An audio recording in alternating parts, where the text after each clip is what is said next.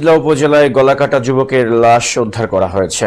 রবিবার গভীর রাত 1টার দিকে উপজেলার বড় জালিয়া ইউনিয়নের শান্তির বাজার সংলগ্ন মেঘনা নদীর পাড়ে স্থানীয় এক জেলে গলাকাটা যুবককে দেখতে পায়। পরে থানা পুলিশকে সংবাদ দিলে ঘটনাস্থল থেকে লাশ উদ্ধার করে নৌ পুলিশ ফাঁড়িতে নিয়ে যাওয়া হয়। গলা কেটে হত্যার ব্যক্তির পরিচয় এখনো পাওয়া যায়নি। হিজলা থানা পুলিশ ও হিজলা নৌ পুলিশ লাশ শনাক্তকরণের কাজ করছে। রক্ত দেখিয়া গলা দিয়ে রক্ত পড়ার মতন তারপর আমি ওই জায়গায় লগালগ বসে পড়ছি বিরমি খাইয়া।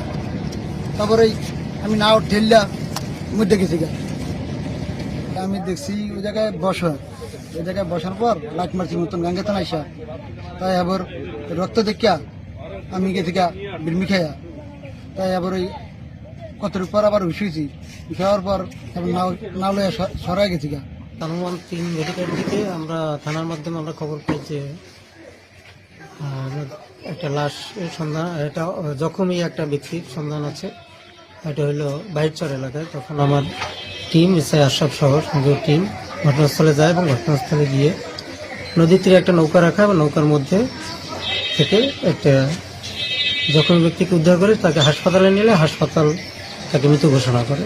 উল্লেখ্য যে এখানে ও নদী তীরে কিছু দূর ওই বালুর যে বস্তা থেকে হেঁটে হেঁটে আসতেছিল।